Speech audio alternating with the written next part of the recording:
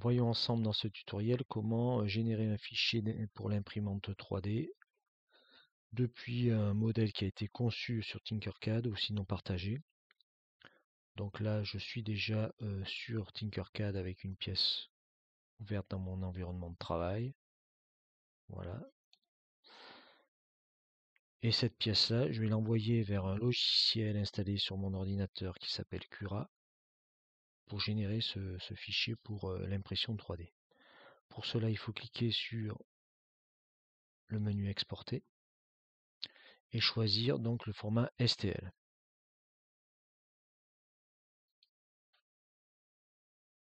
Et on enregistre son fichier dans son espace de stockage. Là, je ne le fais pas parce que je l'ai déjà fait précédemment et j'ai déjà chargé ma pièce dans le logiciel Cura de l'ordinateur qui est là. Donc vous, bien sûr, il faudra faire fichier ouvrir et puis aller chercher dans le dossier de stockage le document que vous avez téléchargé depuis Tinkercad. Dans Cura, on choisit le modèle de l'imprimante 3D que l'on utilise là ici au collège. Donc parmi les imprimantes mises à disposition, voilà, dans l'activité, je vous précise quelle imprimante vous utilisez.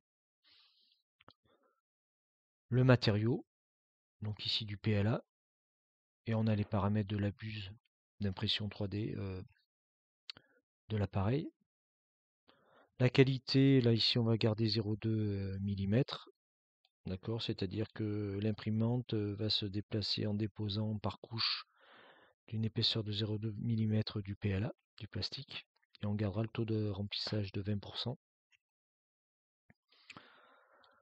Quelquefois on est obligé d'orienter différemment la pièce. Voilà. Sur le plateau, la grille que vous avez là ici, correspond au plateau de l'imprimante 3D. Bon là elle est bien disposée, on voit qu'elle est bien à plat sur la grille. Mais quelquefois on est obligé d'orienter au mieux la pièce sur ce plateau-là. Vous voyez, on a des outils de rotation pour disposer différemment la pièce sur le plateau. Bon, je vais laisser comme c'était très bien. Voilà. Bon, il ne suffit pas d'ouvrir son dessin dans Cura pour en faire un fichier d'impression 3D. Il faut, là ici, maintenant, découper cette pièce-là en plusieurs tranches. Et pour cela, on clique sur le bouton Slice qui est ici. Le slicing, c'est le découpage, quoi. On découpe en tranches, je répète, de 0,2 mm. Voilà. Là, ici, il nous donne le temps estimé pour imprimer la pièce. La quantité de plastique utilisée, ici 4 grammes. D'accord. Et puis le coût.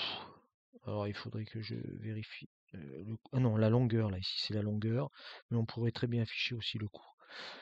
Voilà. Et vous enregistrez donc ce fichier dans votre espace de stockage. Et vous verrez que après avoir eu donc le fichier STL, dans votre espace de stockage, vous aurez aussi un fichier G-code. Donc c'est ce fichier G-code qu'il faut charger dans l'imprimante 3D pour obtenir sa pièce. Ce fichier G-code, il contient en fin de compte les déplacements du plateau, les déplacements de la tête d'impression, la température avec laquelle on va imprimer, le taux de remplissage, etc. etc. Voilà, c'est terminé pour ce tutoriel.